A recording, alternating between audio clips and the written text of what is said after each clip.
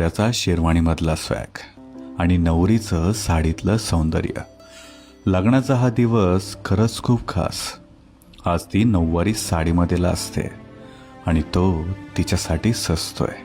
हातात हात घेऊन अग्नीच्या साक्षीने प्रेम, श्रद्धा, विश्वास आणि सहजीवनाची सुरुवात होत आहे.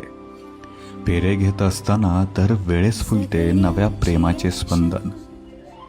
थोरा मोठ्यांच्या आशीर्वादाने जपू 7 जन्माचे बंधन.